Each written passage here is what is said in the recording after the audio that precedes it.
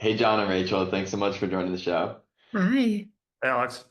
Well, to get started, I'd love to learn a little bit about each of your journeys in design ops. Sure. Yeah, I can start.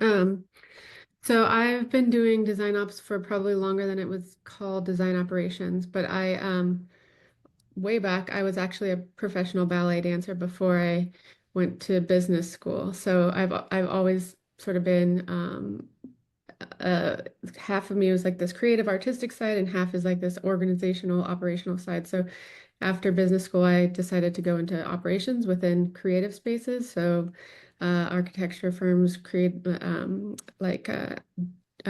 firms. And so doing program management. And that's kind of what it was at that time, program management and design spaces. And I went to Adaptive Path where Kristen Skinner was kind of standing up this new design management is what it was called at that time, but it's design ops team. And so I was there for a bit and we got acquired by Capital One where kind of just started zooming out in my role. So I was deep with product, with teams, and then I sort of started looking across bigger teams. And then I moved over to Uber Eats and stood up a design and research ops team there. There was no design ops before I started on that team, although there was design ops at Uber broadly. So it was, starting from scratch with a group of folks that had never worked with this design ops before, which was pretty fun. And then I joined John over in Salesforce, where we've been partnering to build a design ops team, where I've been focusing more on horizontal programming, so things that support our entire org, onboarding or L&D, running sort of the business side of design, budget, and things like that. Um, yeah, and I've been here for the last like 4.5 years and leading a little team. And yeah, it's been fun. Nice. Thank you. How about you, John? Yeah, we say that Rachel's path is like a windy road and mine is more a straight line. So my previous career was at Electronic Arts, where I was a video game designer and then producer for 17 years. So that's where I cut my design chops, working on system designs, level designs, character designs, you name it. If it's in a video game, I've probably touched it at one point. Then Nice. later in that career, I transitioned into a producer role, which is where I kind of learned the operational aspects of launching these games, shipping them, localizing them, building them for different platforms. And did that for a few years and decided, hey, I need to get into this technology space. The salaries are higher, the perks are better. And so I pivoted my background in design and production into a career in design operations, which was just getting started, not even under that name, as Rachel mentioned, at Salesforce, which I joined about 7.5 years ago. So just those two dots, but that's how I joined the design operations team here and have also grown the practice primarily on the product side.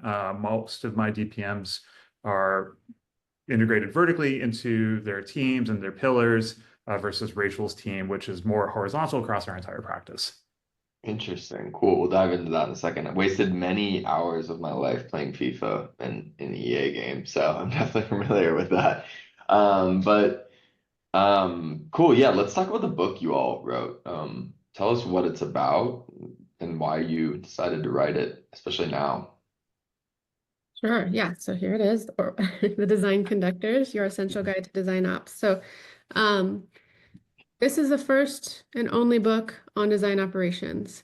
So it's kind of, we say that we wrote it because it's time to like officially legitimize this practice, and a book is a good way to do that. But yeah, I think like design ops is growing, and it's really pretty established now in most tech companies and bigger orgs.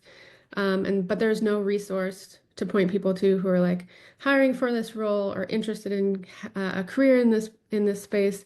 So this book has been wanting to be written for a long time, and so Lou Rosenfeld reached out to us and asked if we would write it. And yeah, we both are sort of nerds in this space, and kind of pretty easy yes. So yeah, we spent the last year and a half digging into all aspects of design operations.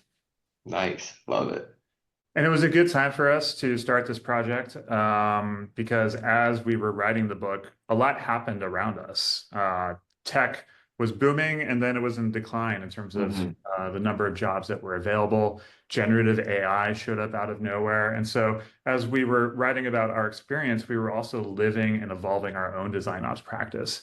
And it helped us see that we also needed to evolve the book. It wasn't just a handbook and a essential guide to design operations. It also creates an opportunity for us to talk to other disciplines as well, product, engineering, TPMs, program managers, and talk about how you or us or anyone can use the methods of design in their own practice, right? And so we want to make sure that we're bringing along an even broader and bigger audience to see like, hey, the methods that we deploy in our small practice of design operations are broadly applicable, right? They actually make any program and any practice better.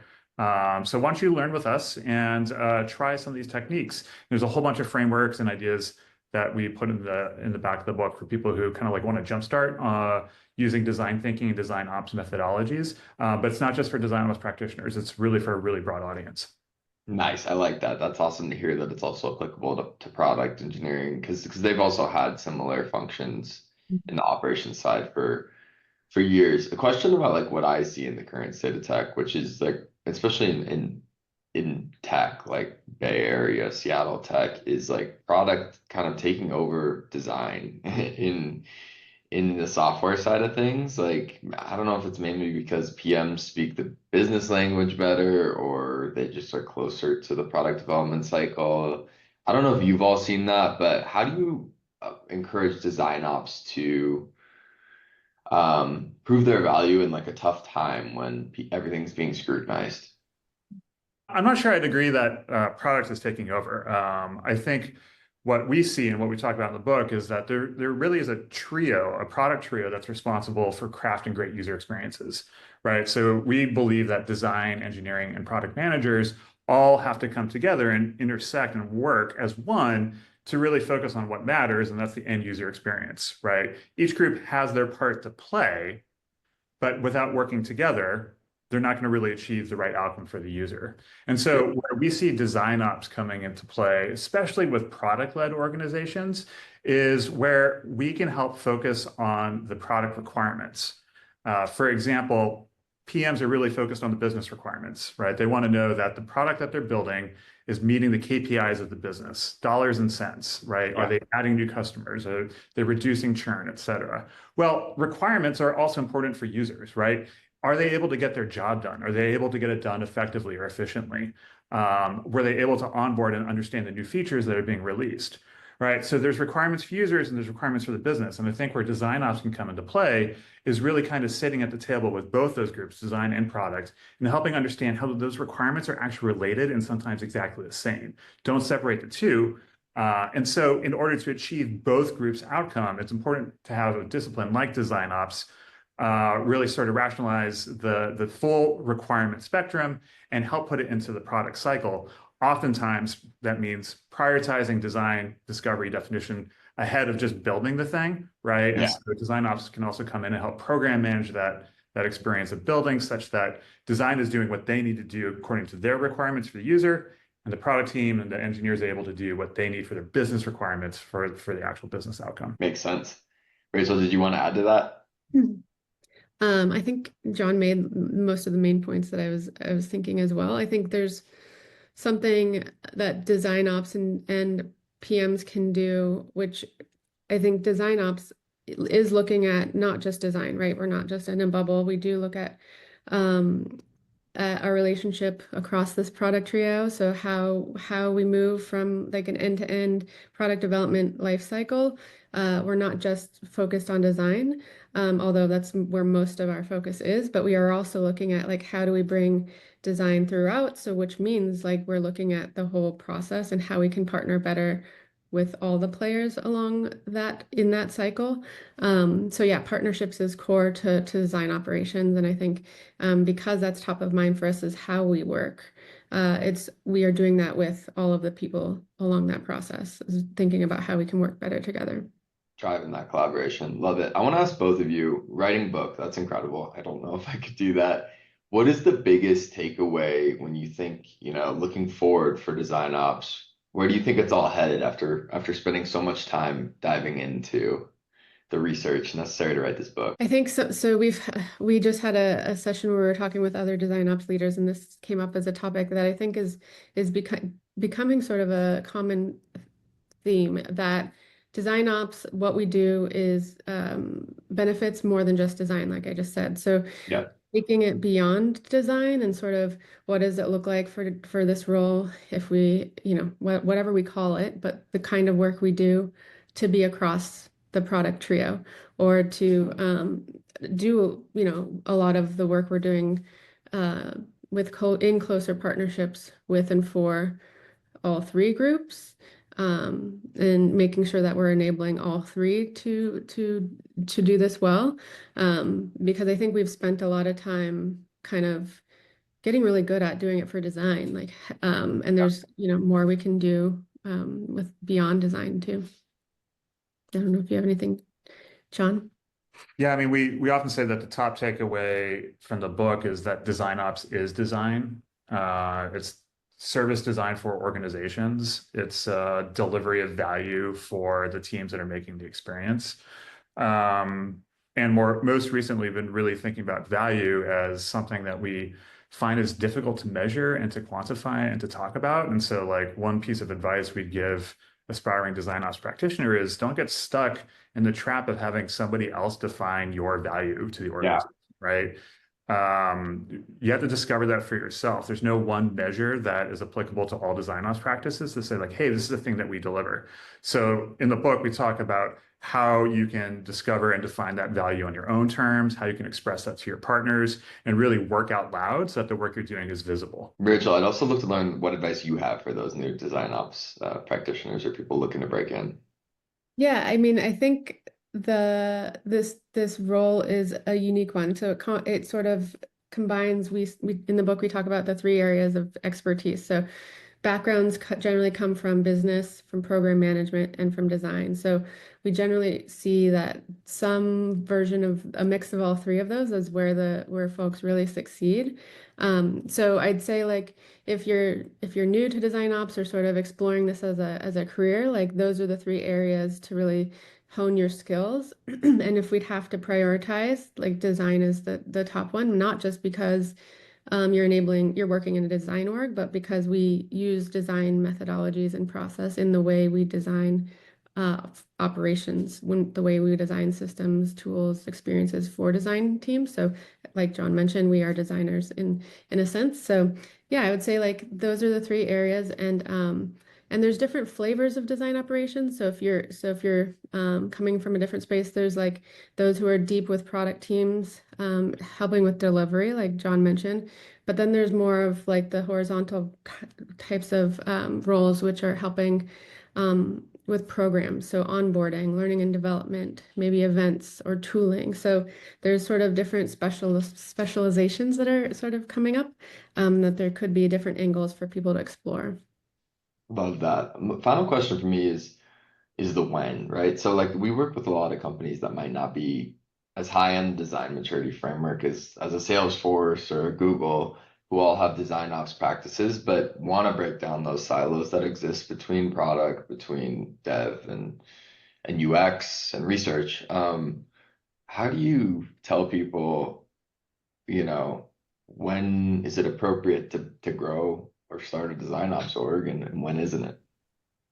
Yeah, I always say, like, this role and this work is needed and happening, whether or not there's a person with that title. So if there isn't a real person in that role, it's falling on the design leader, or it's falling on designers.